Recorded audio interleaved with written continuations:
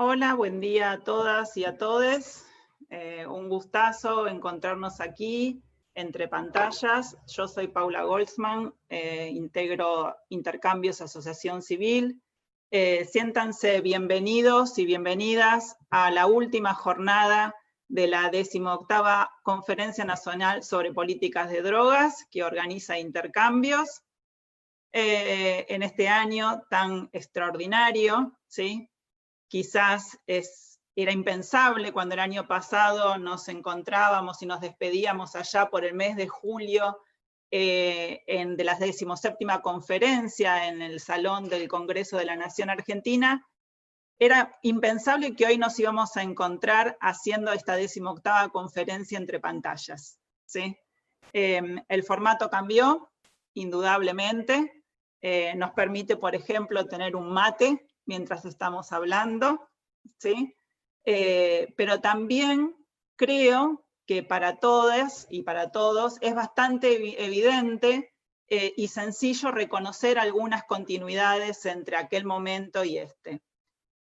Continuidades en la construcción de las relaciones, en la construcción de los vínculos, en los mecanismos propuestos para ponernos a pensar, para proponer, para apostar a otras formas de intervención en los problemas relacionados con las drogas.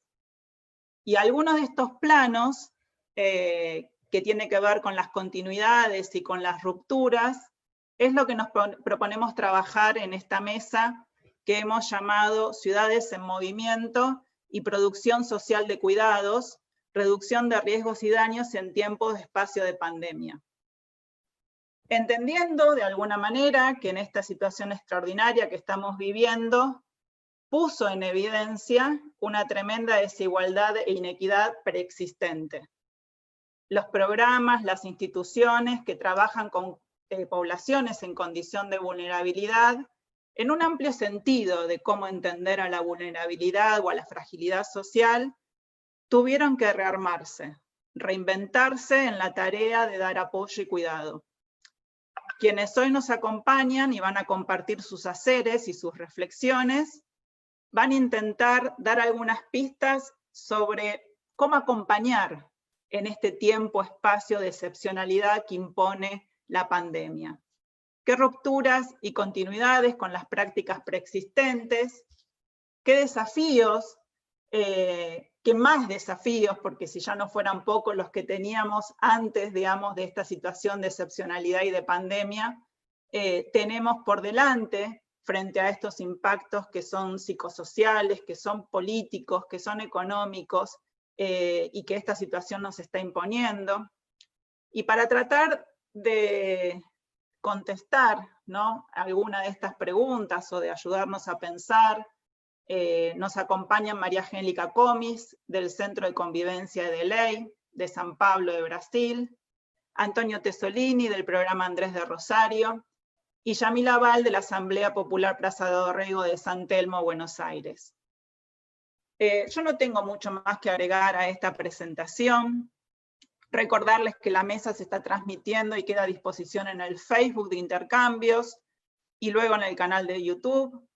Que también quienes estén con posibilidades de colaborar con la institución, hay un link en el Facebook y en la página y en el muro de Intercambios para poder hacerlo, ¿sí?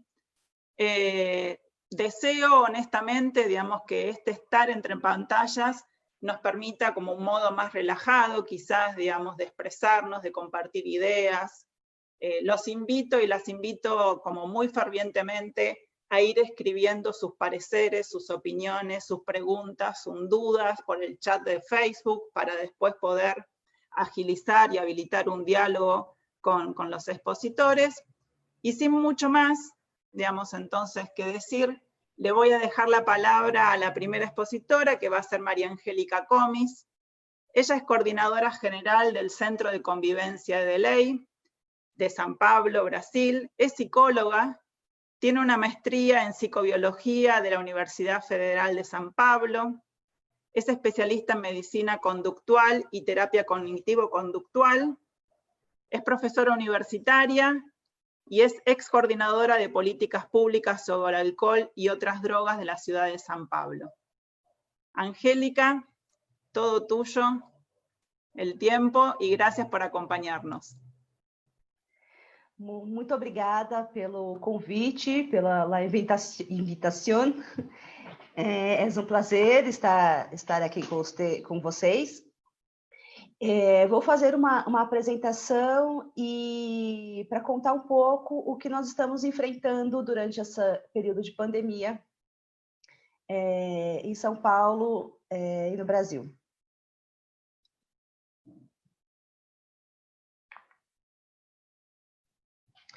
Então, o período de pandemia escancarou a desigualdade social.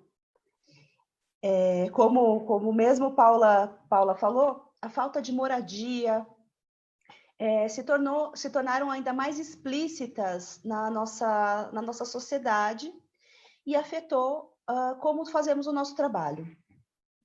O Centro de Convivência e de Lei atua em algumas cenas de uso abertas em São Paulo, chamadas como Cracolândia. Então, essa é uma das fotos que mostra um pouco do contexto, e essa é uma foto de cima. É uma região bastante afetada pela vulnerabilidade social, uma região central da cidade, e que existe uma concentração de em torno de 800 a 1.000 pessoas dia e noite, fazendo uso ali de substâncias, convivendo, né? E nós fazemos um trabalho de campo na rua. E além do nosso espaço de convivência. Então, esse espaço de convivência, durante o período de pandemia, nós tivemos que fechar, porque não podia haver essa aglomeração dentro do espaço. No entanto, nós continuamos com o nosso trabalho em campo e indo levar informações para as pessoas que estão em situação de rua, em situação de cale. Nós temos uma grande problemática, e eu vejo que até aqui na América Latina como um todo, que quando nós falamos de pessoas em situação de cale, falamos também de pessoas que muitas vezes não têm acesso à água, por exemplo, né? Que não têm moradia, que dificilmente têm acesso à alimentação, que é diferente de outros países da Europa e da América do Norte. Então, nós fizemos uma primeira intervenção, essa nossa equipe. Nós fomos todos muito bem com os equipamentos de proteção, que é algo que as próprias pessoas que usam drogas estranharam. Nós que estamos sempre lá, chegarmos todo paramentado. Então, nosso objetivo era levar informação do que estava acontecendo, porque no início da pandemia, as pessoas em situação de rua não entendiam o que estava acontecendo. O comércio estava fechado, elas não conseguiam ter água para beber, né? Então, a gente precisava dizer o que estava acontecendo. E foi assim que nós iniciamos a nossa atuação durante esse período de crise sanitária, levando informação. Então, nós fizemos um material informativo que foi distribuído e também colado nas paredes das cenas de uso que a gente trabalha. Então, nós fizemos, além dos kits de redução de danos que nós entregamos normalmente, nós conseguimos muitas doações e construímos um kit de higiene, né? Que tinha álcool em gel, máscaras, além dos preservativos, dos informativos sobre substâncias, das piteiras para evitar o compartilhamento, né, do cachimbo. E aí a gente conseguiu garantir a entrega desse material, né? E, além disso, nós fizemos algumas ações, conseguimos doações de livros, e livros que a gente prestou atenção no conteúdo antes, né? Então, eram livros que podiam falar de como funciona a sociedade, do que é importante sobre a educação popular, e nós também distribuímos livros na região, nas cenas de uso que nós trabalhamos. Para atender os nossos conviventes, como não podíamos ter a convivência, nós fizemos atendimentos telefônicos e individuais presenciais. Então, nós fizemos uma escala de atividades dos nossos trabalhadores, e para isso fomos fazendo o atendimento individual de cada convivente que chegava para tentar atender às suas demandas. E também houve uma grande articulação com os coletivos que atuam nessas regiões mais afetadas pela política de drogas. Então, nós juntamos muita gente para conseguir, além de fazer o nosso trabalho, mas também de trazer pessoas em vulnerabilidade para estar presente na nossa equipe e poder receber uma ajuda, um auxílio financeiro também. Com isso, a gente conseguiu aumentar o número de pessoas que iam para as ações. Então, essa a foto, né, da colagem, das dicas de como se proteger do coronavírus e da Covid. Muito importante é que a gente tinha que pensar em linguagens que fossem acessíveis para todo mundo.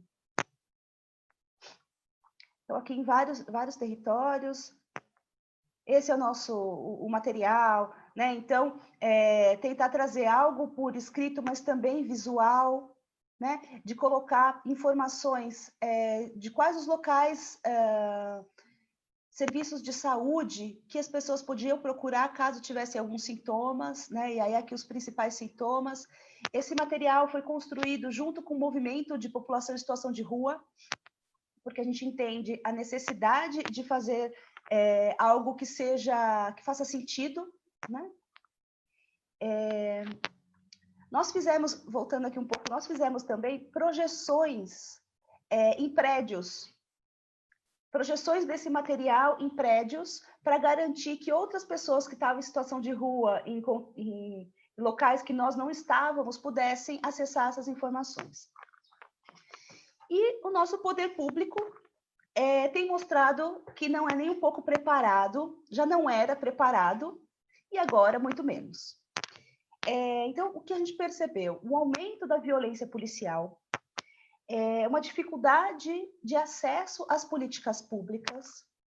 Inclusive, existe uma sobrecarga na sociedade civil, porque a sociedade civil teve que assumir muitos papéis que são do governo. E aí, a população não tem onde usar um banheiro, não tem onde tomar banho. E ainda por cima, nesse período, o governo municipal fechou um equipamento que atendia em torno de 600 a 800 pessoas nesta cena de uso. Era um equipamento que oferecia alimentação, banho, a possibilidade de pernoite, de dormir, porque existe um projeto urbano de gentrificação na região central da cidade de São Paulo. E esse projeto de gentrificação pretende remover 433 famílias, se possível ainda esse mês, para demolir os imóveis e construir prédios que são parcerias público-privadas e que não irão atender a essas famílias que vão ter que sair de suas moradias.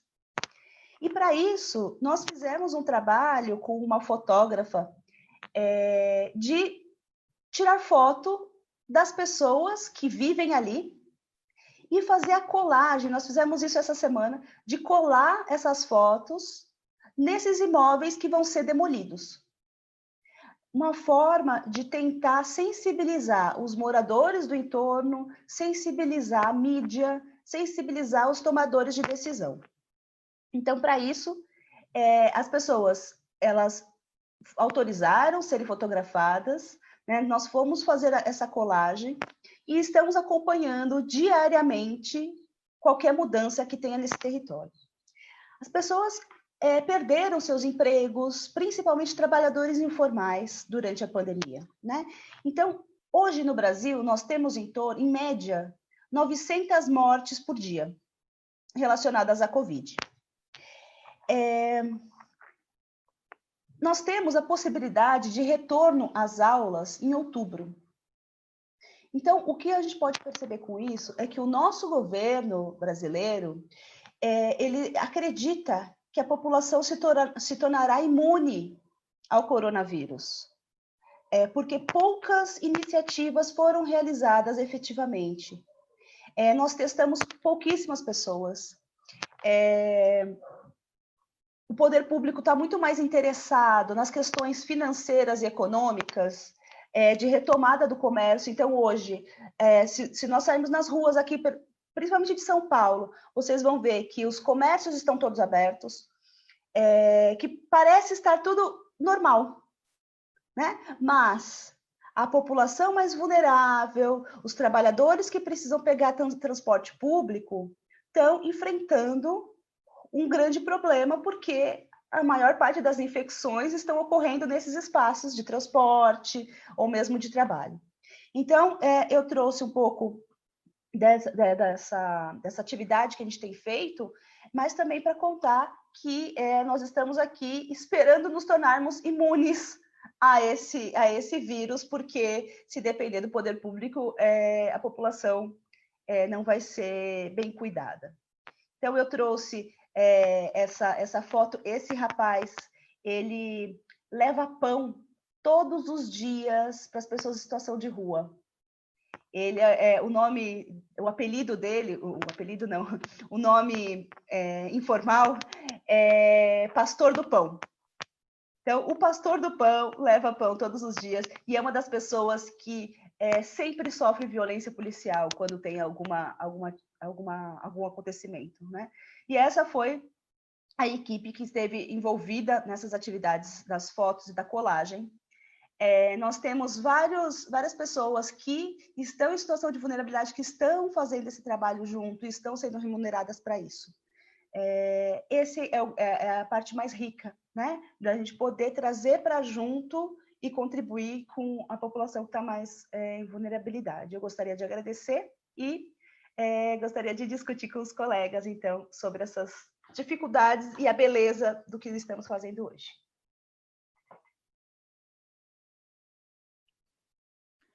Muchas gracias, Angélica. Muy valioso, digo, tu aporte en un contexto que sabemos o creemos saber. Después seguramente vos nos vas a poder contar un poco más de la dureza, de lo terrible, de lo mortífero que está haciendo el gobierno, digamos, de Brasil en este momento. Y que seguramente sostener estos espacios, digamos, como vos decís, de convivencia, ¿no? Sí. Sostener estos vínculos es un esfuerzo extra, ¿no? Un desafío extra en un contexto absolutamente antidemocrático y en un contexto, digamos, de disvalor de la condición humana, tan fuerte como está viviendo Brasil en este momento. Así que seguramente vamos a tener oportunidad de conversar un poquito sobre eso. Quiero dejarle la palabra entonces a Antonio Tesolini. Antonio es director terapéutico del programa Andrés de Rosario, es psicólogo social, fue integrante de la Coordinadora de Trabajo Carcelario en Rosario y miembro fundador de la Asociación Defensora de los Derechos Humanos de Personas Privadas de la Libertad. Se desempeñó como codirector de la Regional Centro-Este de la Fundación Paz y Justicia, CERPAJ. Diseñó y coordinó el programa Construyendo Nuestros Derechos. Fue integrante del proyecto de Lucida en las comisarías de Rosario y es miembro de la mesa provisoria del Foro Nacional de ONGs con trabajo en VIH-Sida de Argentina. Y es un amigo. Digo, que para mí, perdón, pero es lo más importante a esta altura del partido. Así que, nada, te dejo la palabra, Antonio, y vuelvo a insistir para que vayan tomando notas, preguntas en el chat de Facebook.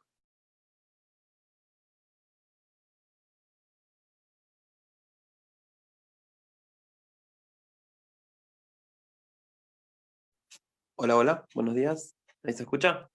Bueno, buenos días a todos, todas y todes. No puedo comenzar sin agradecer infinitamente a los compañeros de intercambio que, bueno, nos dan el privilegio de poder participar de este simposio y de este encuentro que para nosotros es pionero y ha marcado referencia históricamente en nuestro trabajo en el campo de la salud mental y de los consumos problemáticos.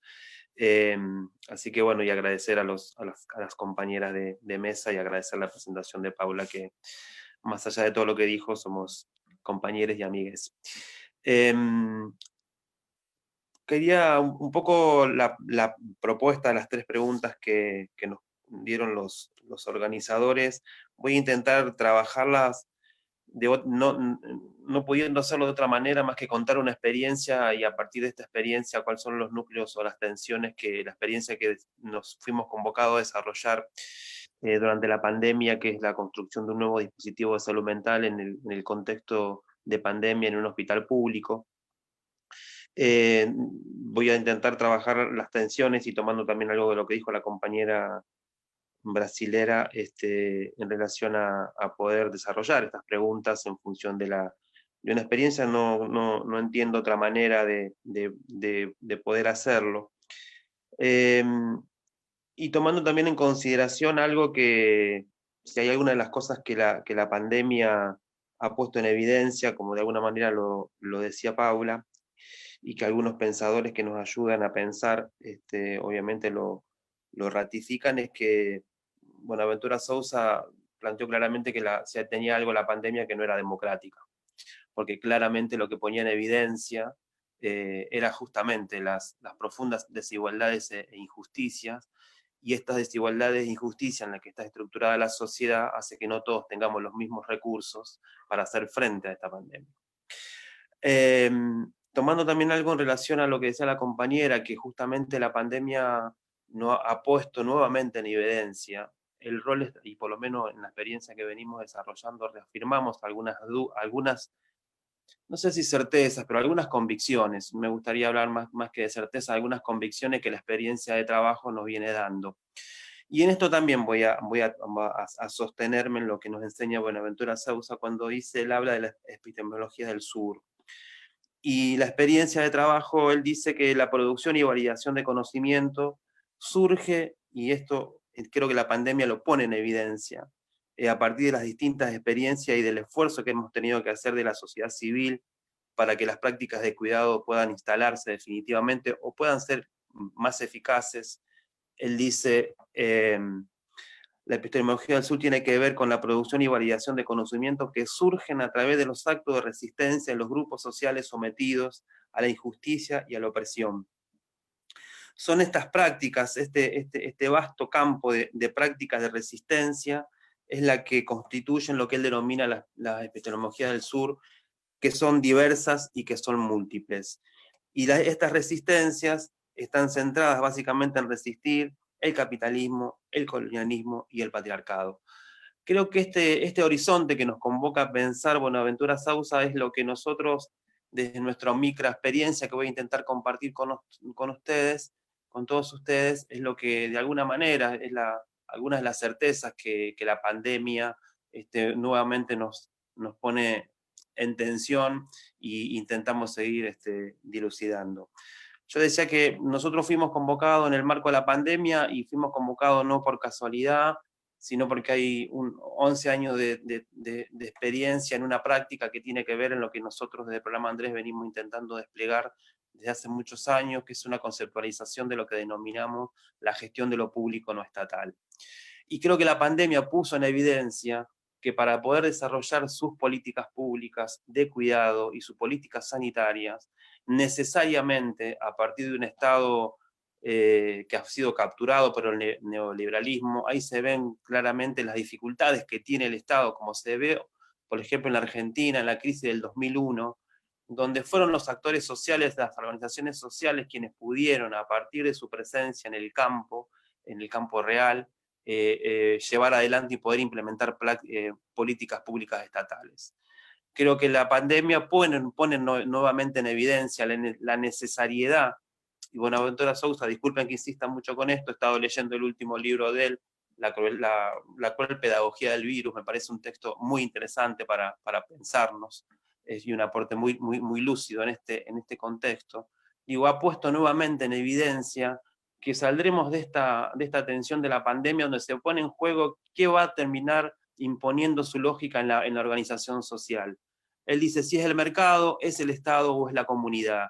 Y yo, por lo menos en nuestras experiencias micropolíticas que venimos desarrollando, nos parece que es la comunión entre el Estado, un Estado que pueda escuchar, un Estado que pueda articular fuertemente con las organizaciones sociales, con la sociedad civil en su conjunto, en sus más variadas organizaciones, la que permita, en nuestro entender, a partir de nuestras experiencias, y experiencias que vemos, llevar adelante políticas sociales eficaces, y más en el marco de una crisis como ha sido la pandemia.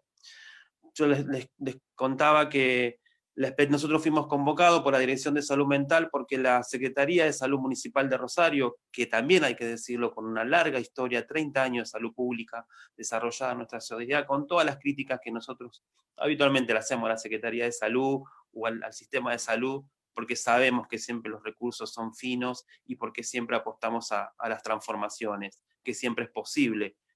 O por lo menos uno trabaja en el campo de ampliar el campo de lo posible. El sistema de salud rosarino lo organizó para la pandemia, organizó su nivel de atención, diferenciando lo que eran los hospitales que iban a recibir pacientes con COVID de los que no lo iban a hacer. En ese contexto, un hospital de la ciudad de Rosario, el segundo nivel, el Hospital Alberdi, se constituyó como hospital no COVID, iba a recibir todas las patologías que no tuvieran, tuvieran que ver con el COVID, y entre esas, obviamente, los padecimientos de salud mental. Había una estadística alrededor de que 30 internaciones de salud mental se desarrollan en las guardias de los hospitales generales rosarinos. En ese contexto viene funcionando, y en el marco de la cogestión de lo que nosotros llamamos lo público no estatal, desde hace 5 años una guardia pasiva de acompañantes terapéuticos que contribuyen y facilitan y trabajan en aras de hacer texto de nuestras prácticas, lo que dice la Ley de Salud Mental argentina, en relación a que las problemáticas de salud mental deben alojarse en el hospital público. Digo, con esta historia, y en esto también voy a traer algo de una deformación profesional, no puedo, cuando hablo, no citar a Pichon Rivière, que él nos dice y nos ha enseñado que nadie piensa en el vacío, uno piensa en un contexto y piensa a partir de lo que ha construido o la historia nos va produciendo. Y digo esto porque hay 11 años de trabajo de cogestión con la Secretaría de Salud Municipal de Rosario, hay 5 años de trabajo de una guardia pasiva que viene trabajando en producir transformaciones al interior del Hospital General para poder alojar las situaciones de salud mental, que sabemos que no son sencillas de alojar. En ese contexto de organización del sistema de salud, el Hospital Alberdi de segundo nivel queda como un hospital no COVID, previendo que iba a ser mucho más demandado, se refuerza el servicio de salud mental de este hospital, trayendo profesionales de otros efectores públicos para fortalecer ese sistema, ese servicio, y en ese contexto se nos convoca como Programa Andrés, en el marco de la cogestión que venimos desarrollando hace 11 años, a constituir un nuevo dispositivo que lo denominamos Atensala.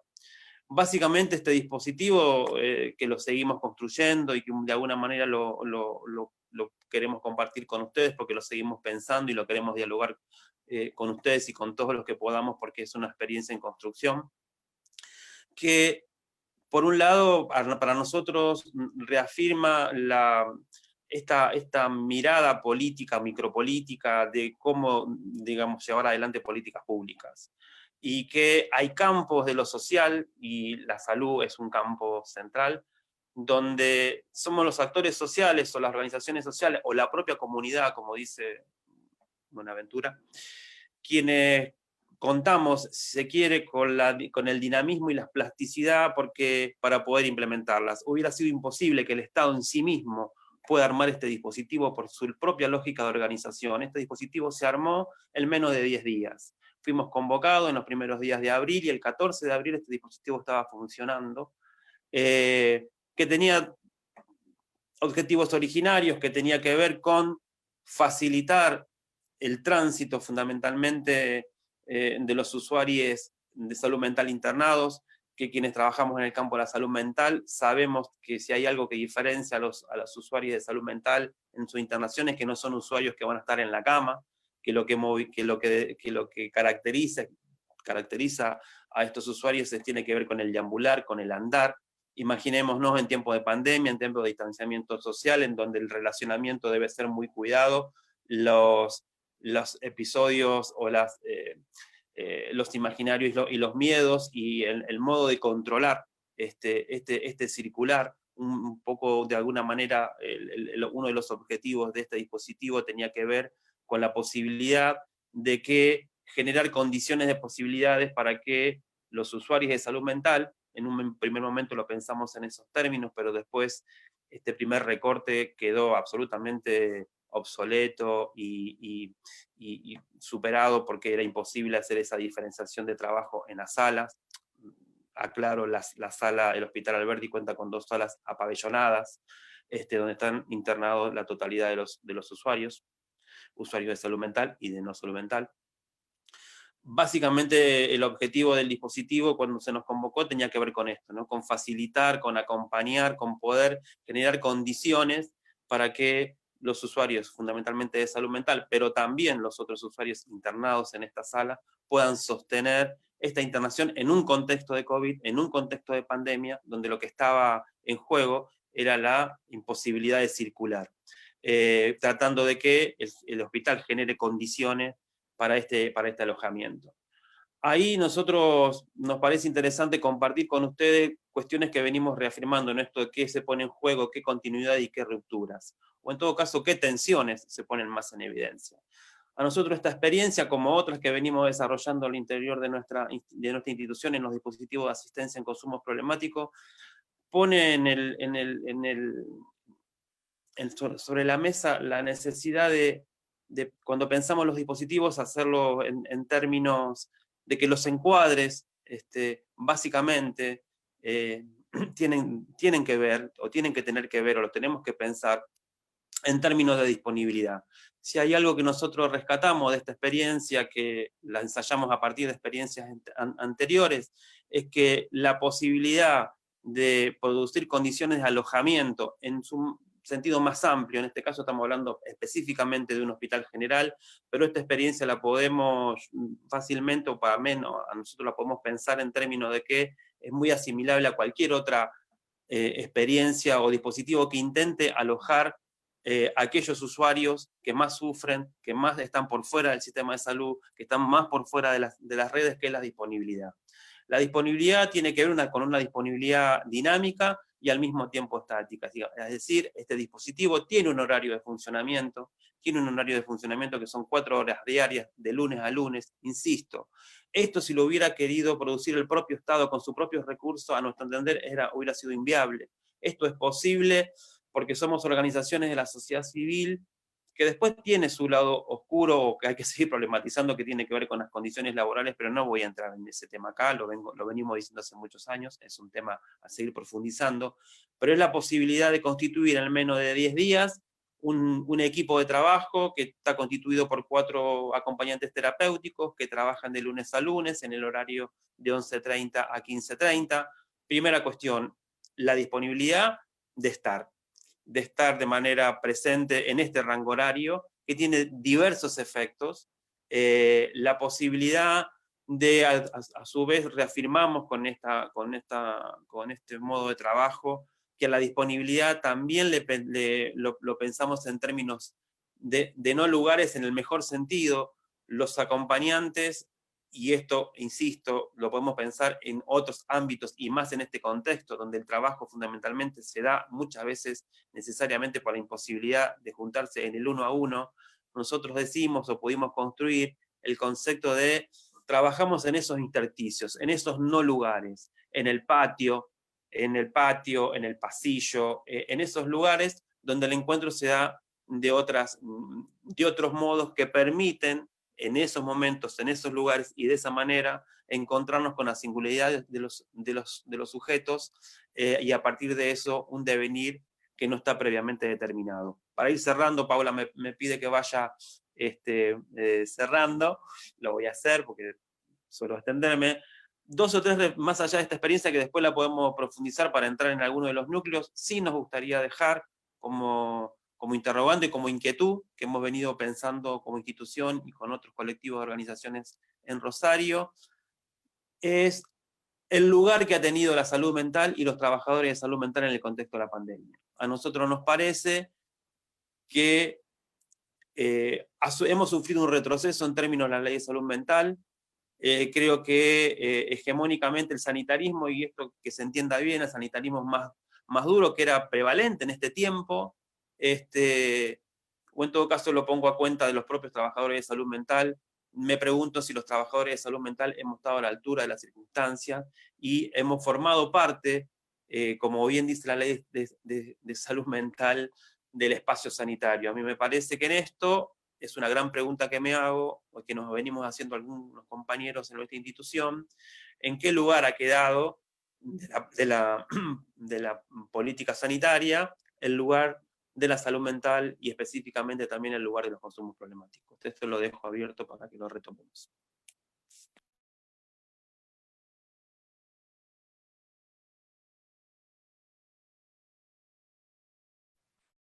Gracias, Antonio.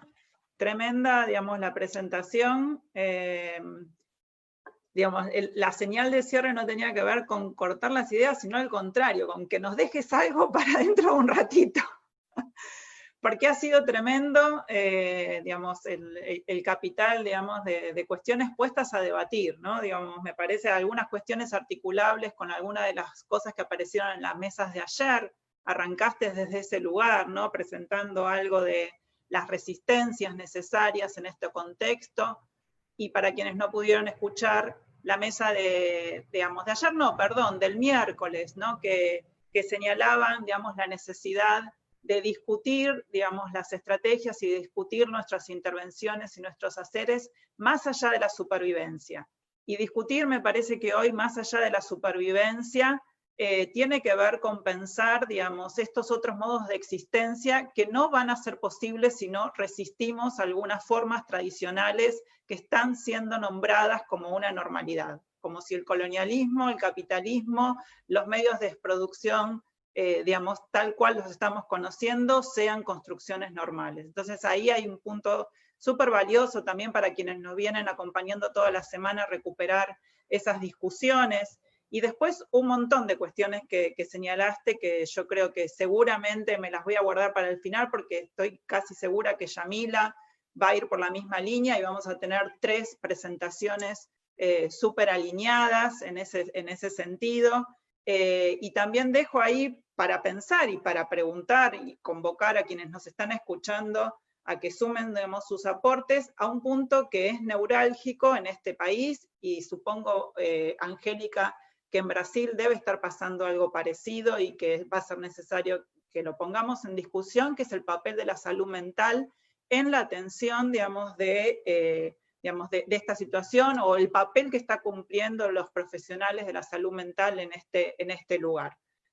Básicamente porque el gran fortalecido está siendo el discurso biomédico, está siendo el discurso biologicista, pero, digamos, la salud es mucho más, digamos, que el encontrarnos con un virus. Y ese es un punto, digamos, que a mí me parece que en este tiempo, digamos, va a ser necesario, digamos, claramente discutir. No quiero interrumpir más, ni decir mucho más. Le voy a pasar la palabra a Yamila Val.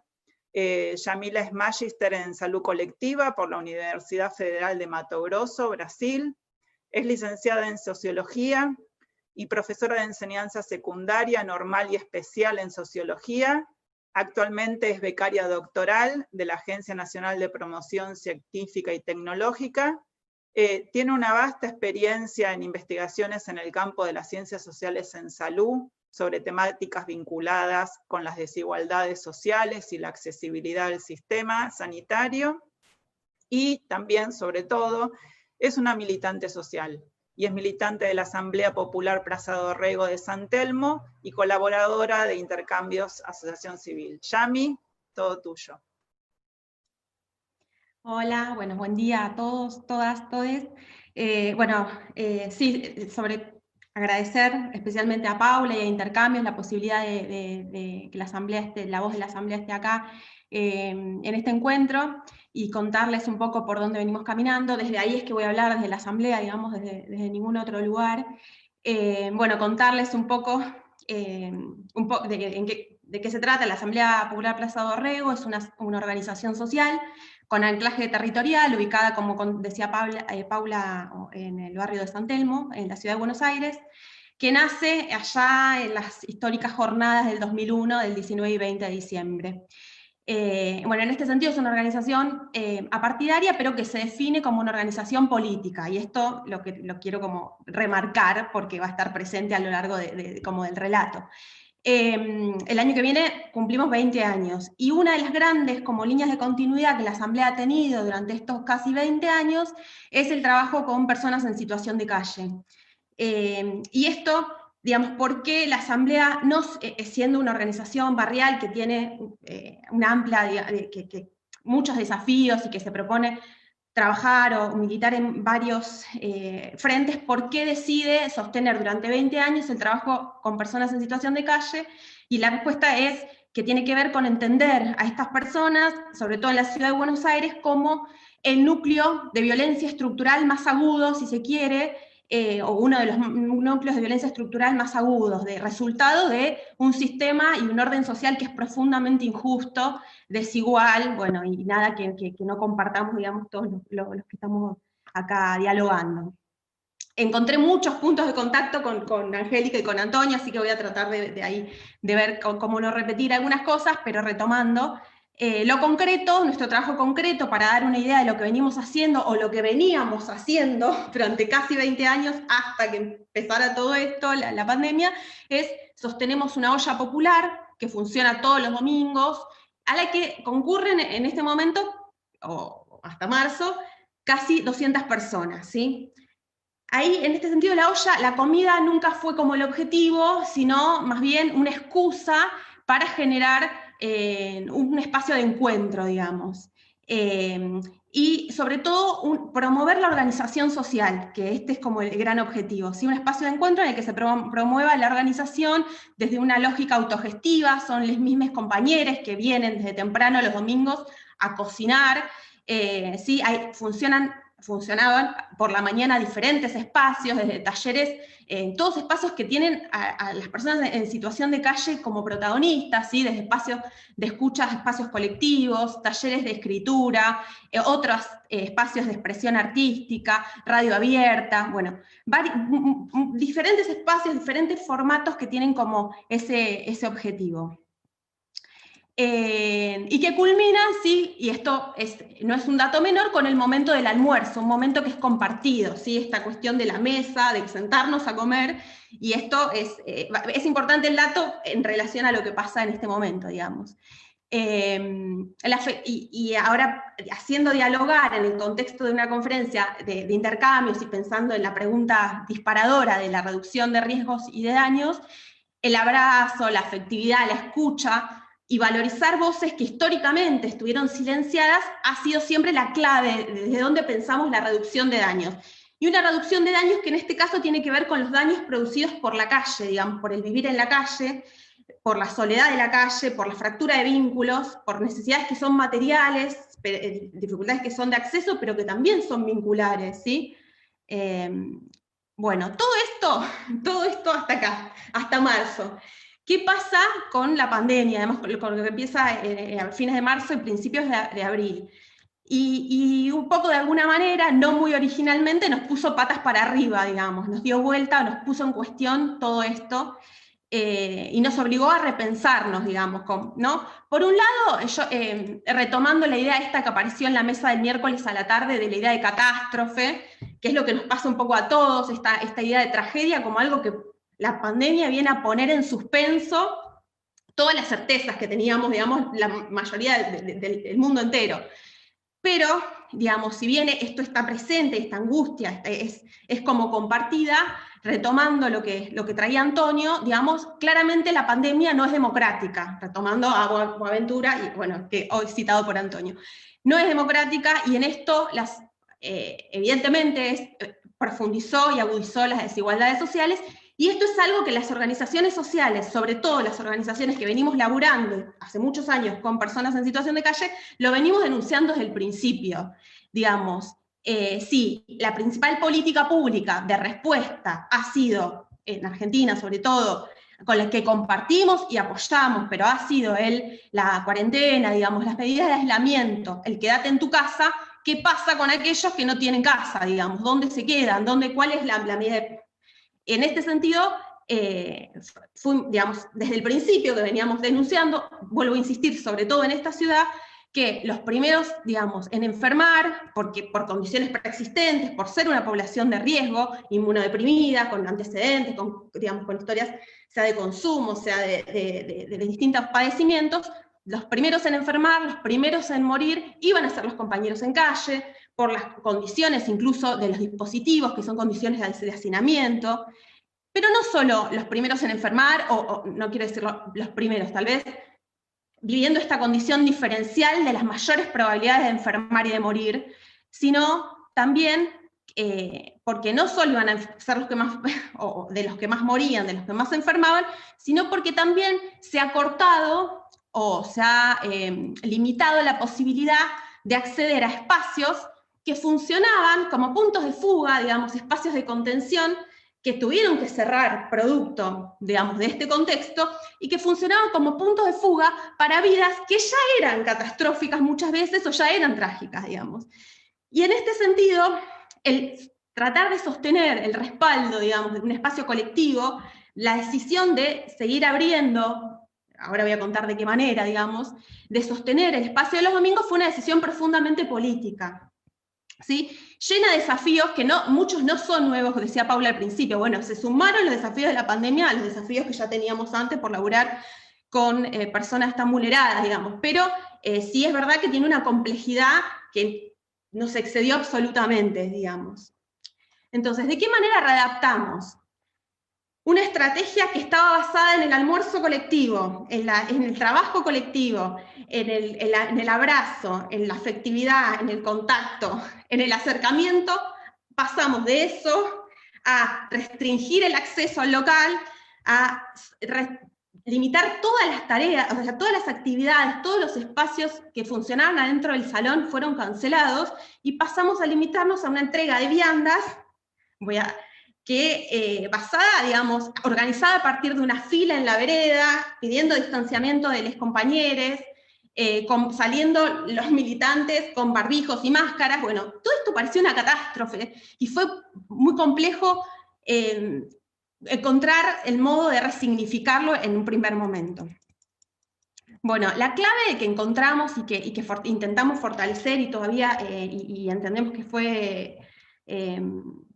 bueno, eso, lo que pudimos hacer, pero además en lo que creemos que es desde el lugar que podíamos aportar, tiene que ver con pensarle esta idea de sacar la organización a la calle, leer la fila, leer el momento de la espera, como una oportunidad o la posibilidad de la escucha, de generar otros tipos de cercanía, digamos, como momento de promover medidas de prevención, y por ejemplo, ayudar en algún momento, al principio, sobre todo en abril, en mayo, ayudar, por ejemplo, en la inscripción del IFE, ahí, que es un programa acá, Angélica, un programa que tiene que ver con un ingreso familiar de emergencia, que fue creado en este contexto, y para el que obviamente compartimos, y que fue súper importante que saliera en ese momento, pero que estaba pensado, esto lo pongo como ejemplo, pero para pensar la complejidad de las personas que están en situación de calle, estaba pensado un programa para que la inscripción sea a través de internet, digamos, de un dispositivo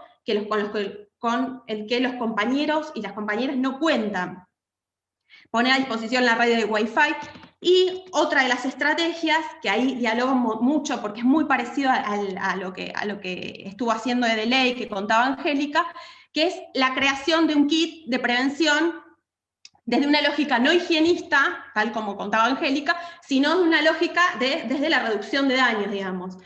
Un kit que cuenta con jabones, con toallitas de alcohol, con botellitas de agua reutilizable, y con barbijo, y sobre todo con pulverizadores de alcohol. Y esto, digamos, otra vez, reforzando lo que contaba Angélica, en las ciudades latinoamericanas el acceso al agua es complejo, y específicamente la ciudad de Buenos Aires no cuenta con baños públicos, por ejemplo. Entonces, en un momento en el que la principal medida de prevención es lavarnos las manos cada 10 minutos, vivir en situación de calle puede ser, o sea, como el promover o disponibilizar el acceso al alcohol, la posibilidad de que los compañeros todos los domingos vengan y recarguen el alcohol, recarguen la botella de agua, era una estrategia que entendíamos que era la posibilidad, habría la posibilidad de generar acceso. Y eso acompañado con un material también con una especie de folleto con algunas medidas preventivas, otra vez, no pensadas desde la lógica higienista, que en estos meses apareció rebrotarse esto que planteaba recién Paula, el discurso biomédico y la higiene, no desde ese lugar, sino todo lo contrario, desde el lugar de lo posible. Bueno, tiene, por ejemplo, el material, no sé, sugerencias, pongo algunos ejemplos para dar la idea. No sé, si van a fumar, digamos, si vas a compartir el pucho, si vas a compartir el faso, lo que sea, intentar partirlo, o sea, ese tipo de consejos, digamos, que tienen que ver con o sea, si vas a compartir el mate, usalo primero vos y después el compañero, porque también la vida enranchada, la vida en la calle es colectiva, digamos, en ese sentido, y es una estrategia no solo válida, sino que es una estrategia que opera, pero que además muchas veces es la salida y es lo que nos mantiene, o nos mantiene, vivos. Bueno, y esto ya, perdón. Otra de las estrategias que apareció como importante en este momento, que tiene que ver más con el lugar de una estrategia que nos dimos como organización, fue fortalecer las redes con otras organizaciones.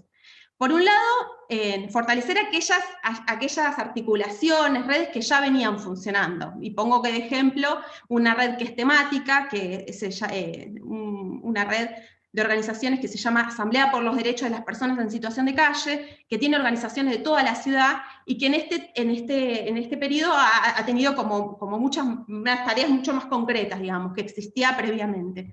Y por otro lado, por ejemplo, en San Telmo, como en muchos barrios de la ciudad de Buenos Aires, se generaron los comités de crisis, que en el caso de San Telmo se llama Comité Solidario de San Telmo, en el que nuestra organización también estuvo bastante vinculada a la creación. Y acá, como para ir cerrando esta primera ronda, me detengo un cachito en una de las... me detengo y retomo algo de lo que decía Antonio, que una de las grandes funciones de estas articulaciones, de estas redes de organizaciones, ha sido y es la exigibilidad o la exigencia de medidas y de políticas puntuales al Estado.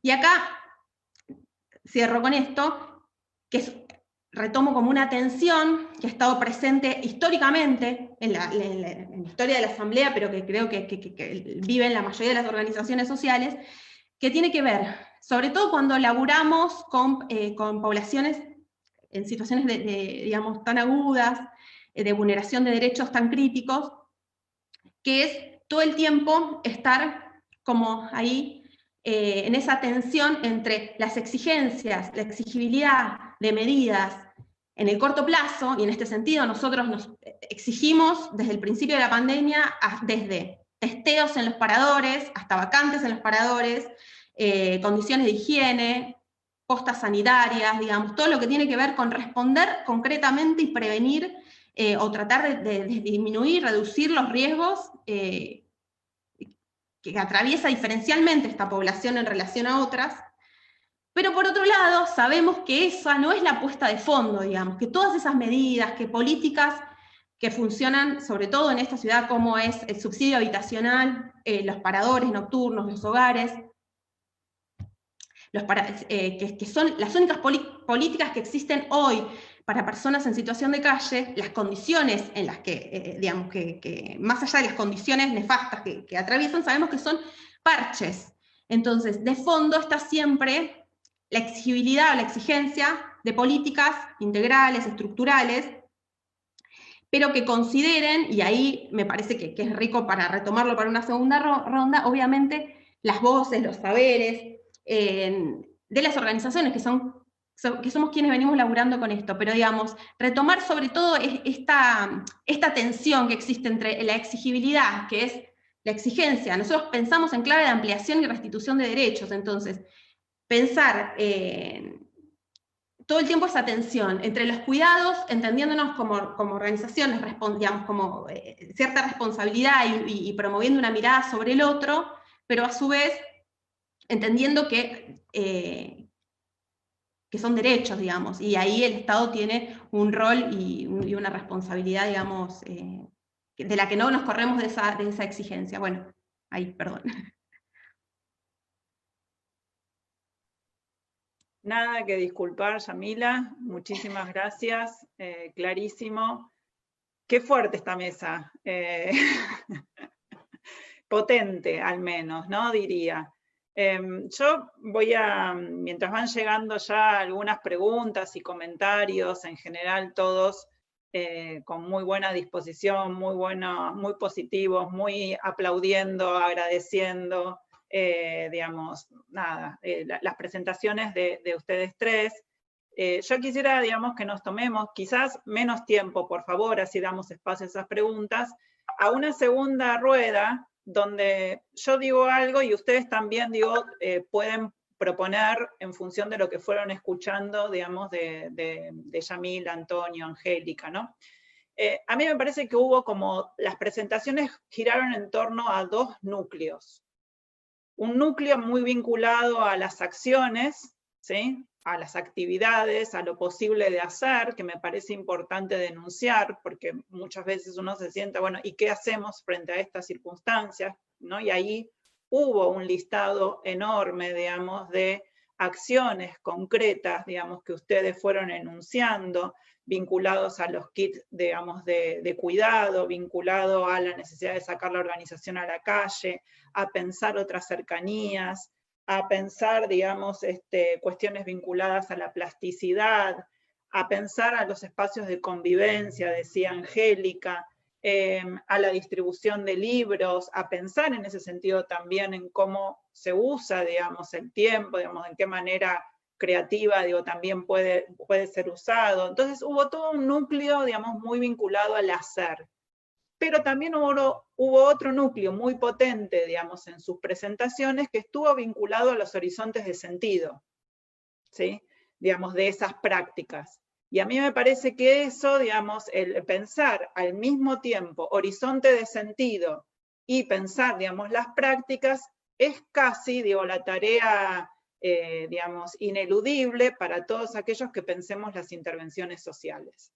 Y en ese sentido, cuando ustedes hablaban, digamos, de los núcleos de sentido, de los núcleos de horizontes, digamos, de sus prácticas, aparecen las cuestiones vinculadas a las prácticas de resistencia, aparecen las cuestiones vinculadas, digamos, a la exigencia de derechos, aparecen las cuestiones vinculadas a un horizonte de afectividad construida colectivamente, y sobre todo acciones de reparación de aquello que ya estaba dañado antes de la pandemia. Entonces, eso me parece que ahí, digamos, esos horizontes de sentido, fueron muy anunciados, digamos, por ustedes, y me parece que sería interesante como repensar. Les cedo la palabra a quien quiera, si quieren volver a repetir el orden, Angélica, Antonio, Yami, quizás más breve, pero retomando lo que para ustedes haya sido significativo en las presentaciones de las y los compañeros. Angélica.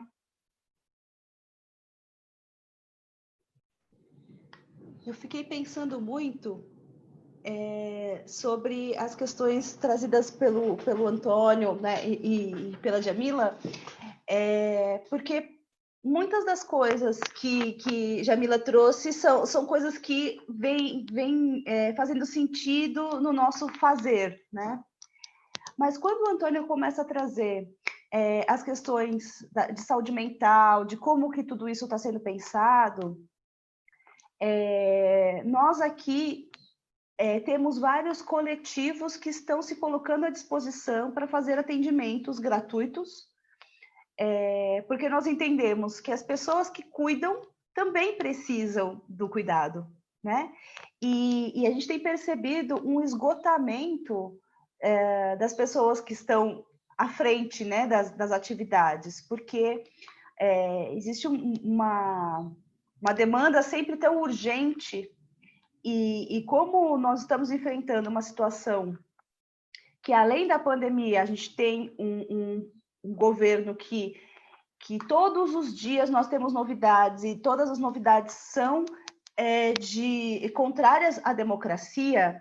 Então, realmente, o esgotamento da sociedade civil, mental e físico, tá muito grande.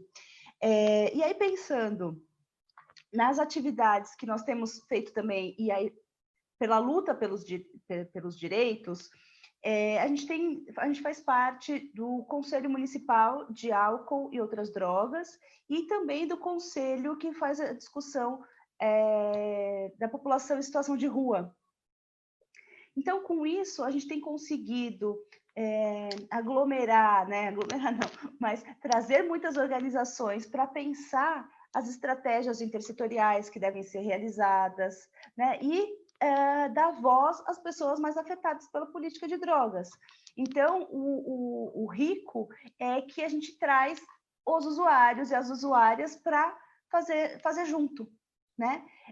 A gente teve uma oportunidade de um convivente nosso que está fazendo parte de uma pesquisa da Universidade Federal de São Paulo. Ele é o pesquisador que vai entrevistar as pessoas na Cracolândia, né? E isso, para ele, eu estive conversando com ele, ele falou, é maravilhoso, porque eu posso me ver de outra forma, né? E aí ressignificar a minha vivência também nesse local, né? Por quantos anos ele estava lá e ele continua vivendo ali próximo, e essa possibilidade dessa ressignificação, né? Do papel que ele tem desenvolvido. Um outro ponto é que a gente tem aqui no Brasil, e é algo que a gente vem discutindo muito, porque nesse período houve uma facilitação do financiamento das comunidades terapêuticas. Então, o governo passa a financiar com muito dinheiro as comunidades terapêuticas e em detrimento do financiamento dos serviços públicos, né? E, além disso, sai uma regulamentação da internação de adolescentes nesses espaços. Então, a gente tem inúmeras violações a que combater, né? Pelo menos na cidade de São Paulo, a gente conseguiu que diminuíssem as internações psiquiátricas, por exemplo, mas apenas porque os hospitais psiquiátricos não têm como lidar com a pandemia, somente por isso. Senão, as internações continuariam acontecendo. Então, inúmeras frentes são necessárias de discussão e de advocacy. E isso tem tomado o nosso tempo completamente, porque a antidemocracia está instalada, né? Gracias, Angélica. Antonio.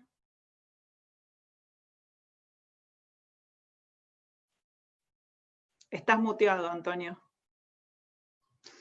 Perdón. Ahí está. Escuchándola a las compañeras, obviamente resuenan muchas cuestiones, ¿no? Yo ahí, escuchándola, sobre todo a la compañera de ahí de San Telmo, recupero el sentido para nosotros profundamente transformador que tiene y subjetivante, porque en esto de dar voz a aquellos que no tienen voz, alguna de las escenas, nosotros ahí tomamos un concepto que tomamos de Mercedes Minichelli, que son el de las ceremonias mínimas. Esa ceremonia mínima, cuando la compañera dice, esto funcionaba a partir de una ceremonia central, que es sentarse a comer, que es el almuerzo, digamos, ¿no? Cómo desde esas ceremonias mínimas se producen los verdaderos puntos de fuga, porque ahí aparece el sujeto, porque ahí donde en ese devenir yo decía dispositivos que tengan plasticidad y que estén en los lugares menos pensados. Y esto es lo que cuando trato de reivindicar el lugar de las organizaciones sociales y de las organizaciones de la comunidad, las organizaciones sociales y la comunidad están en esas ceremonias mínimas, Y entonces digo, y cuando digo ceremonia mínima, pienso, además del almuerzo que decía la compañera, pienso en el gesto de ofrecer el wifi para inscribirse en el IFE. Esa es una ceremonia mínima que abre sentido a que el IFE se pueda convertir en una mera política asistencial o en un recurso instituyente de subjetividad y la posibilidad de que ahí emerja ese sujeto que históricamente ha sido arrasado y desaparecido en algún sentido, digo, ¿no? Y también esto pone en evidencia lo que yo trataba de decir, de las dificultades. En Argentina el IFE puso en evidencia a 9 millones de personas que el Estado no tenía registrado. Y que no tengo duda que las distintas organizaciones sociales sí tenemos registrado, en sus diversos campos, desde la diversidad, los consumos problemáticos, etcétera, etcétera, etcétera. Entonces, digo, nada, sin extenderme demasiado y tratando de sumar y no repetir, estas ideas en relación a la necesaria articulación. No hay políticas públicas en estos campos que sean efectivas si no se hace de la mano de una profunda articulación y vertebración con las organizaciones sociales. Digo, y como el discurso biologicista que vos decías, yo intenté decir eso, me metí medio con el sanitarismo, pobre los compañeros sanitarios, lejos de cuestionarlo, siempre me sale eso, pero la hegemonía del discurso biologicista es preocupante, nosotros nos preocupa y por eso nos hacemos la pregunta en el lugar que hemos estado. Fíjense que lo que refuerza el discurso biologicista es que rápidamente también en Argentina se armaron protocolos para sostener las internaciones y costó mucho tiempo pensar protocolos para seguir trabajando en los dispositivos ambulatorios. Eso costó varios meses, que son estos otros dispositivos donde no están aquellos usuarios que pueden sostener eventualmente una internación y que deambulan, digamos, ¿no? Y en esto también, en esto de las ceremonias, también tuvimos que reinventarnos, si se quiere, de alguna manera, creo que Pauli lo dijiste, creo que el tiempo nos convocó a reinventarnos, a pensar que ya nada va a ser como era antes, y que es necesario, a partir de esta situación, inventarnos en nuestras prácticas, y que es el mayor desafío que tenemos por delante, donde debemos salir de los lugares de confort, entre comillas, que podemos llamarle, para salir a abrir aquello que desconocemos, para poder realmente generar instancias y condiciones de posibilidades que alojen a lo que están por fuera de todo. Y en esto es la posibilidad de pensar la combinación también en nuestros dispositivos de asistencia, venimos pensando no sin dificultades, no sin resistencia, y en esto sí, yo creo que los trabajadores de salud mental, a mi entender, y me hago cargo de lo que digo, han aparecido mucha resistencia para estar a la altura de la circunstancia, porque durante años exigimos ser parte del sistema de salud, y en una crisis sanitaria, yo no sé si estuvimos ahí en el lugar que teníamos que estar, o del modo que tuvimos que estar, muchas veces sin saber, pero sin siquiera poder arriesgarnos a pensar qué es lo que deberíamos hacer. Y en este contexto digo, cómo debemos sí pensar en términos de necesariamente de complejidad y de complementariedad. Aquí hay poblaciones que, como vos decías, algunos podían quedarse en su casa, algunos podían sostener un tratamiento o un abordaje de manera remota, pero una gran cantidad no. Y ahí es donde tenemos que inventar para que esa población no sea nuevamente excluida de lo que ya venía, o más excluida de lo que ya venía siendo. Eso nos interpela a reconfigurar nuestros modos de trabajo y nuestras prácticas. Creo que otra cuestión que pone en evidencia, que como vos decías, había tensiones que veníamos, pero esto pone más en evidencia el modo en que se trabaja, los modos que tenemos los trabajadores de salud mental para pensar nuestra práctica.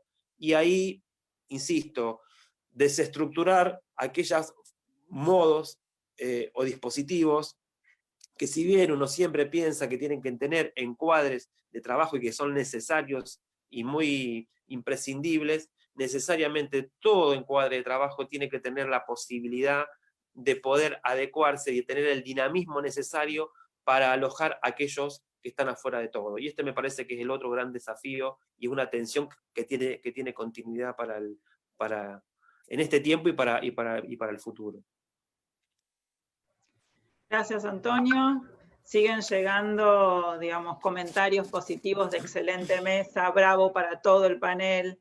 Quedan ahí algunas preguntas, pero quiero que Yami tome sus 5 minutos de lo más significativo para ella. Qué difícil porque sí, la verdad que impresionante les dos compañeros de mesa, pero bueno, retomo como dos grandes cuestiones, una vez más que tiene que ver con las limitaciones de las políticas públicas y la imposibilidad, retoma esto que decía Antonio, la imposibilidad de pensar respuestas efectivas sin las organizaciones sociales, sin ese saber, sin esa flexibilidad, plasticidad de la que él hablaba, sin la experiencia de las organizaciones.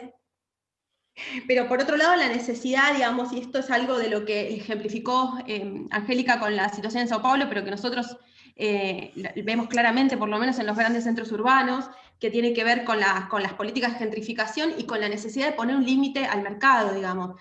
Y ahí sí me parece que la pandemia refuerza, obviamente agudiza las desigualdades sociales, pero que no las inaugura, bajo ningún punto de vista las inaugura. Lo que viene a hacer es ponernos de frente, digamos, a una lógica que opera individualista, de mercado, incluso pensando en los cuidados desde el mercado. Hablaban, creo que en la mesa también del miércoles, esta como pensar los cuidados, y que creo que es el rol, lo que venimos haciendo las organizaciones, en el lugar de lo común, los cuidados a partir de un registro del otro, de de un registro de ese otro, un asunto, una responsabilidad pública, y pensar una relación con ese otro, digamos. Y eso tiene que poder estar reflejado en las políticas públicas, definitivamente. No sé qué más, porque dijeron muchas cosas, pero bueno, digamos, no, eso en principio, esas como dos grandes cuestiones me quedan para problematizar esta normalidad a la que veníamos acostumbrados, pero que no por normalidad a las que nos acostumbra, digamos, el capitalismo, que no son ni menos trágicas, ni menos esto, nada, ahí me quedo. Gracias, Yami. Hay algunas preguntas, digamos, que nos está llegando, digamos, desde el muro de Facebook, que están planteando, digo, a los tres, digo, en general, a la mesa. Hay mucha solidaridad también expresada hacia al pueblo brasilero, digamos, frente a esta política, digamos, tan tremenda que están, digamos, padeciendo. Hay mucha solidaridad, Angélica, te la transmito. Pero también hay una pregunta, digamos, para quien quiera, digo, asumirla y tomarla, que es, digamos, en este marco, digamos, dice, que se plantearon desde distintos modos la relación entre el Estado y la sociedad civil, ¿sí? Digamos, en un contexto brasilero de mucho abandono, en un contexto argentino diferente, ¿sí? Pero no exento, digamos, también de contradicciones como ustedes, digo, han marcado. ¿Cuál debería ser esta relación entre sociedad civil y las políticas públicas frente a la desigual producción de subjetividad que, como ustedes dicen, la pandemia no hace más que resaltar? Ese es un nudo, digamos, de preguntas que están expresándose. Si alguien quiere tomarlo. No sé, yo si las compañeros, me parece que es generando instancias donde las organizaciones sociales en sus diversos formatos participen del diseño y la implementación de las políticas públicas. Yo lo vi, voy a hacer alguna referencia que no sé si, pero me quedé con esa sensación por lo que vi desde Rosario, que pasó, por ejemplo, en la Villa Azul, cuando aparece el primer caso de coronavirus, y ahí se implementa, se cerró la villa, no fue de la mejor manera, obviamente, en un primer momento llegó la policía y después llegaron los sectores sociales, pero yo mirándolo desde Rosario, desde el interior, yo ahí veía la prefiguración de una política pública en términos de gestión social, donde el Estado llega, pero el Estado solo no puede llegar, y la manera que tuvo o que tiene para poder llevar adelante, por ejemplo, el plan Detectar, que tenía que ver con el relevamiento de personas que pudieran estar contagiadas y de alguna manera el cuidado, necesariamente tuvo que estar ahí los referentes de ese lugar para poder ingresar a ese lugar, para llegar a cada una de las casas, conjuntamente con la trabajadora social de desarrollo social. Yo lo miraba desde acá, ¿no?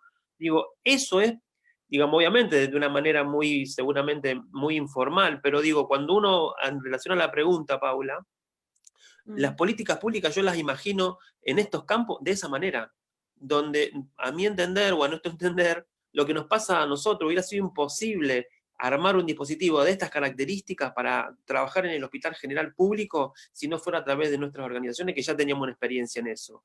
Y en cada territorio, y la compañera que trabaja en San Telmo, lo describe de la misma manera. No hay que generar un modo de organización del Estado que hay que reconfigurarlo. El Estado es un Estado paquidermo, que no está pensado para esto, que ha sido además cooptado por el neoliberalismo.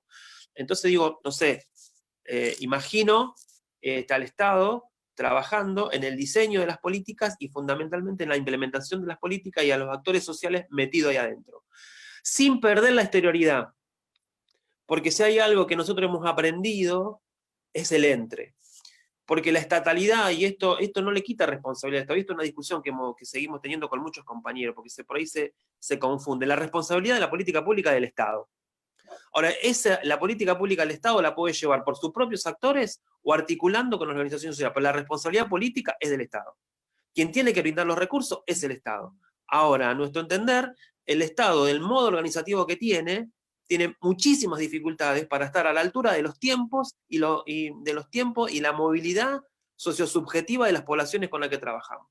Y en eso los que están, digamos, en tiempo real en relación a lo que pasa en las comunidades, son organizaciones que están en las comunidades. Y yo digo, la imaginación que hay que tener y la que hay que inventar es ese modo de relacionamiento. No sé, esto es lo que me animo a aportar.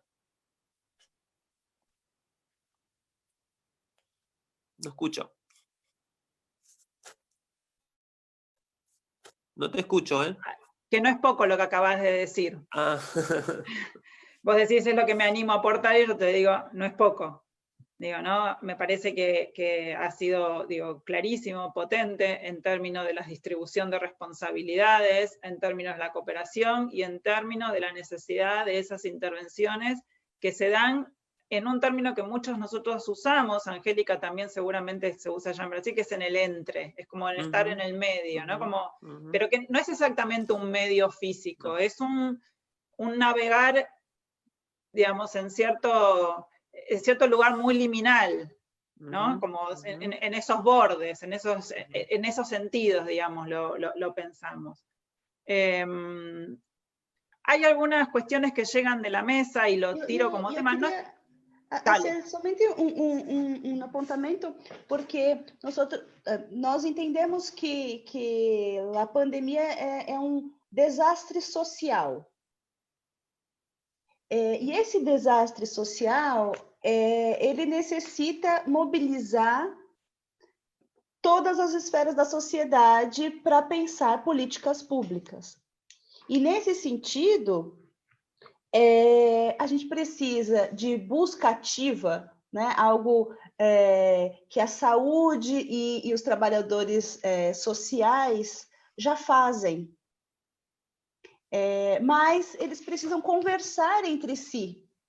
O que eu tenho aqui no Brasil, a gente tem um dispositivo de saúde chamado consultório na rua, que é uma equipe que atua especificamente para as pessoas em situação de rua. E tem os orientadores sociais, que são trabalhadores sociais que atuam com a mesma população. Mas a dificuldade de integração e de garantir a intersetorialidade atrapalha o desenvolvimento de políticas públicas que podem ser muito mais efetivas. E, além disso, a gente tem uma dificuldade de tempo, né? A sociedade civil traz as demandas. Nós temos uma demanda que é a instalação de pias nas cenas de uso, para as pessoas poderem lavar as mãos.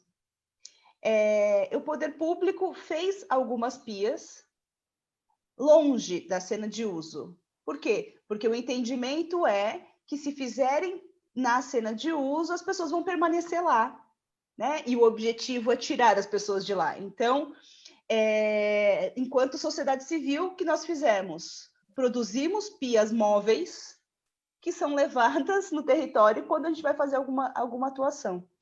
E, além disso, muitas vezes, quando a sociedade civil se coloca à disposição para construir com o poder público,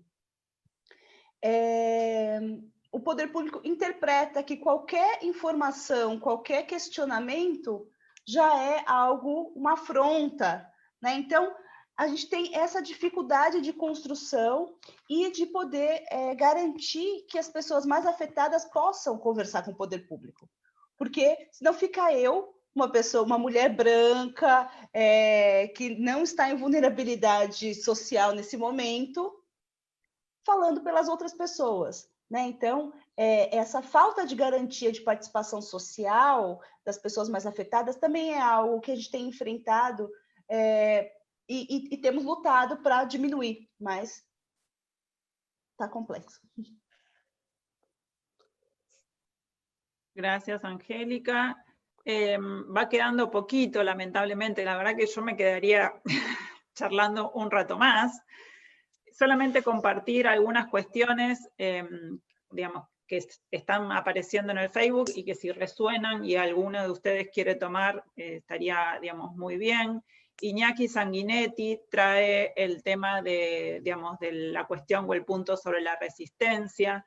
Creo que también hay que insistir con las pedagogías de la ternura, que también son resistencia ética y necesaria como acto político, insistir con lo colectivo, con la grupalidad, las comunidades, con los lazos amorosos en el sentido fuerte del término. Eva Morín, que dice estos modos de resistencia significan criticar, discutir y disputar los modos en que se nombran, asumen una normalidad. Capitalismo, modo de producción, colonialismo. Hermosa exposición, donde no se perdió la ternura. Hay algunas cuestiones también, digamos, que expresan que frente a cierta mortificación institucional que se hace tan evidentemente cruel, digamos, en Brasil, donde hay vidas que no valen la pena, se trae, digamos, a mención a Judith Butler en esta frase de las intervenciones en clave de reducción de riesgos y daños son producción colectiva de ternura, de reconocimiento, de disputas frente a las políticas de muerte. Estas son algunas de las cuestiones, digamos, que están trayéndose. Muy bien, Antonio, no perder la exterioridad, digamos, te están ahí aplaudiendo desde el Facebook. Dejo ahí, digamos, si quieren ya, digamos, un poquito, digamos, para ir cerrando. Me parece que ha habido muchísimos aportes, digo, yo no quisiera, digamos, como también digamos, perder la oportunidad de hacer algunas puntuaciones, digamos, sobre las intervenciones, que nada, es un punto, un campo para mí de, digamos, de interés, pero me parece sumamente potente en estos tiempos pensar no solo las cuestiones que estuvieron enunciándose recién también en términos de lo afectivo, digamos, sino este concepto que trae Antonio de ceremonias mínimas, ¿no? Digamos, que implica, digamos, ese gesto hacia el otro, qué manera en eso abraza al otro, de qué modo esa ceremonia mínima permite que aparezca, digamos, un sujeto, digamos, desde una concepción diferente, digamos, pensándolo como un sujeto deseante que puede formar parte de esa ceremonia, parte activa, digamos, de esa ceremonia. Muchas cuestiones vinculadas a las condiciones de alojamiento, a la disponibilidad, el estar a disposición, el estar disponible, ¿no? En tiempos donde a veces alguien reclama estar formado, estar capacitado como condición previa a, ¿no? Bueno, ustedes nos traen ahí la necesidad, digamos, de estar a disposición, de estar disponible, estar abierto, ¿no? Estar de alguna manera amorosamente flexible para ser de alguna manera tocado, conmovido por eso que le está pasando al otro, y ahí es donde, ¿no? Seguramente, digamos, pueden producirse mejores intervenciones. Dejo si alguno de ustedes quiere tomar algo, alguna de estas cuestiones, alguna de estas palabras para compartir, digo, alguna reflexión.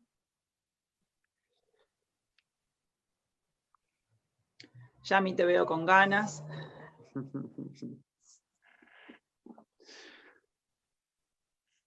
O Antonio también. No, yo simplemente me parece que ahí, tomando el guante de cómo es esa articulación, el Estado tiene que estar en los momentos, el Estado está configurado para estar en los momentos que no pasan las cosas. No sé si soy claro en lo que digo. La Asamblea de Orrego funciona los domingos. Y el Estado ahí no está. En el momento que el Estado logre estar en esos momentos, que son los momentos que están las organizaciones sociales cuando le pasan cosas a la gente. Las cosas no pasan de 8 a 14, que habitualmente es el modo en el que funciona el Estado. Y si logramos reconfigurar el Estado para que esté en esos tiempos, y esos tiempos, entre otras cosas, las construyen las ceremonias mínimas, porque no tengo duda que lo que dice Yamila, porque la ceremonia mínima también es una interrupción de un tiempo en serie que no tiene ni pasado ni presente. Y lo que hace la ceremonia mínima es hacer un corte en esa diacrónico, en esa sincronicidad de lo mismo y de la repetición. Si hay algo que tiene, pensémonos en nuestras vidas. Nuestras vidas se construyen de ceremonias mínimas y que le dan un sentido y que nos permiten historizarnos desde un pasado y poder construir un presente y un futuro. Digo, cuando alguien se para a comer, es la posibilidad, digo, tomo esta ceremonia como hay tantas otras que nos constituyen como sujetos. Entonces, en la medida que nosotros podamos construir dispositivos que instituyan algo de la revalorización del gesto cotidiano, del gesto que no es el gran gesto, es el gesto cotidiano que, a nuestro entender, es lo que le da lugar al sujeto. Y que, en términos de producción de subjetividad, nosotros somos historia. Los sujetos somos sujetos en tanto y en cuanto tenemos un devenir genealógico de un lado, de un lugar que lo define nuestra historia, que nos permite vivir un presente, y por vivir este presente y tener esa historia nos permite construir un futuro. Los sujetos con los que trabajamos, que están por fuera de todo, justamente el gran desafío que tenemos, y que a mi entender el aporte que hace Minichelli en esto de las ceremonias mínimas, que lo piensa en términos del trabajo con las infancias, es eso, digamos, intentar instituir, de generar condiciones para que ahí advenga un sujeto que tiene una historia, para que de esa historia pueda vivir en el presente y mínimamente pueda proyectar algo de su futuro. Y eso creo que es el destino colectivo de una sociedad. No sé, esto es lo que yo me animo a compartirles. Clarísimo, Antonio, necesario, contundente. Eu gostaria de fazer um apontamento que vai de encontro com o que o Antônio disse, mas lembrando o estigma que as pessoas mais afetadas pela política de drogas e pela desigualdade social sofrem. Nós temos esses, né, o Estado brasileiro tem diversos serviços, políticas públicas que são voltadas para a população mais vulnerável. Porém, muitas vezes, os próprios trabalhadores que estão a serviço da política pública são agentes que estigmatizam as pessoas atendidas. Então, o Estado está presente nas comunidades muito mais com a segurança pública, né? Então, a gente tem a atuação da polícia muito mais violenta, nas periferias a polícia também está presente em vários horários, não é só 24 horas. Mas, dentre esses outros serviços, a gente tem pessoas que também são afetadas, estão em vulnerabilidade e são trabalhadores desses serviços. Em alguns momentos, alguns têm um pouco mais de empatia e desenvolvem o seu trabalho de uma maneira mais adequada, de uma maneira mais afetiva. Por outro lado, tem pessoas que estão lá só por conta do trabalho. E são agentes estigmatizadores. Então, o fato é que não adianta só capacitar os trabalhadores. A gente tem que mobilizar para diminuir o estigma, né? Porque eu vejo lá na própria Cracolândia, aqui em São Paulo, que os trabalhadores de saúde ou trabalhadores sociais ficam em volta das pessoas que fazem uso de substâncias. Não junto, mas em torno. E por que não pode entrar? E por que não pode estar junto? Né? Muitas vezes as pessoas em situação de rua estão sendo consideradas fatores de transmissão de coronavírus, de Covid, só que a gente nem tem ainda a prevalência de pessoas infectadas. Então, é apenas o estigma social sendo usado de uma maneira perversa. A gente não sabe, a gente não testou a população em situação de rua para dizer que eles estão infectados ou não. E por que a gente tem que ficar tão longe? Só porque eles não têm água para lavar a mão, né? E nós temos. Então, eu acho que essa discussão e esse tipo de argumento tem que ser levado em conta quando a gente fala de política pública. Não adianta ter uma política pública que é linda descrita no papel e, na prática, ela ser uma política onde os próprios trabalhadores são fatores de estigmatização da população mais vulnerável. Acho que isso também é algo para a gente pensar. Obrigada. Cortito sobre, no, retomando un poco esta idea de estigma de Angélica, y que también me quedé pensando en que es un gran desafío para las organizaciones, fue siempre, pero también para la política pública, lo que tiene que ver con subvertir narrativas. Y en estos últimos meses, durante la pandemia, digamos, aparecieron las dos cosas. Por un lado, por lo menos lo que nosotros vimos en el barrio y en general, es afloraron, digamos, afloró, no sé, gestos de solidaridad, se sumaron compañeros, digamos, la organización, no sé, donaciones, ollas populares que no existían hasta hace 4 meses. Esto nos parece como, esto de pensar, no sé, los cuidados como el espacio de lo común, decían. Pero también, paralelamente, bueno, Angélica dice, las agencias de control social no tienen, ahí sí no hay domingo, no hay noche, no hay... pero no solo el control social formal de las agencias de control, sino el informal. Y esto también apareció, digamos, nosotros decíamos los policías de la cuarentena, vecinos denunciando, vecinos reunirse, cuestiones que no tienen que ver con el cuidado, sino con estas cuestiones que aparecen en los momentos de crisis. No sé, a nosotros a la asamblea nos mandaron policías en el mismo domingo, digamos, en el que funciona la olla, con todas las condiciones que uno trata de garantizar de cuidado, no es que dejamos, pero, bueno, cuestiones de ese tipo. Entonces, me parece que esto de construir el estigma, sobre todo, obviamente, es parte de construir el estigma y de construir, obviamente, las determinadas narrativas que siguen siendo hegemónicas, es parte de lo que hace a la efectividad de determinadas políticas o incluso a la deconstrucción de necropolíticas, de las políticas de la muerte de las que hablaban hace un ratito. Eso me parece que sí, que es eje central de cualquier tipo de intervención que hagamos en la pandemia y por fuera de la pandemia, digamos. Listo. Gracias, Yamila. Súper potente todo lo que se está diciendo. A mí, lamentablemente, yo insisto, me quedaría, digo, todavía me queda un poquito de agua en el termo, así que podría seguir charlando con ustedes, pero va llegando la hora.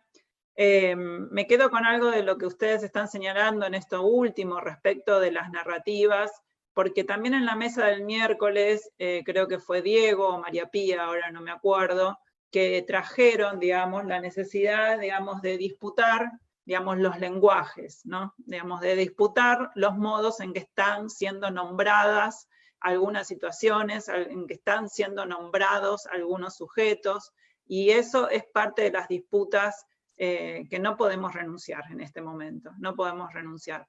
inclusive el collage que vos traías, Angélica, ¿no? Esos rostros, es también un otro modo digamos, de subvertir, digamos, ciertos lenguajes y ciertos modos de invisibilizar, digamos, a los sujetos, digamos, ¿no? El lenguaje no es solamente en términos de la palabra dicha, digo, ¿no? También hay un lenguaje visual, un no ver a ese que está ahí, digamos, todo el tiempo, a ese sujeto que está ahí en la calle, digamos, de una manera tan presente. Nada, yo agradecer enormemente, me parece que esta mesa dio muchísimas pistas para entramar, digamos, alguna imaginación, ¿sí? Como se señalaba también, una imaginación política, digamos, sobre cómo transitar este presente, dio muchísimas pistas sobre eso. Agradecerle a los tres infinitamente, agradecerle a todas y a todos quienes nos estuvieron siguiendo en el Facebook. Sepan, digamos, también que esto va a estar grabado y que va a quedar a disposición, quizás para volver a escuchar, quizás para debatir entre equipos. Me parece que acá hay mucho material para ponerlo adentro de un programa y ponerse a discutir entre el equipo, digamos, sobre las intervenciones. Agradecerles de vuelta infinitamente.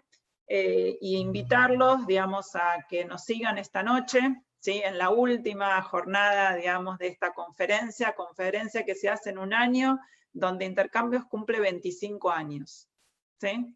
25 años para una organización de la sociedad civil en estos contextos y en estos países es un enorme esfuerzo y un enorme trabajo, digamos, sí, así que nada, me parece que es necesario mencionarlo, que es necesario recordar a todas y a todos los compañeros que pasaron por esta institución, que están presentes, digamos, que nos acompañan, digamos, en el muro del Facebook, digamos, que nos acompañan de distintas maneras en todos estos años.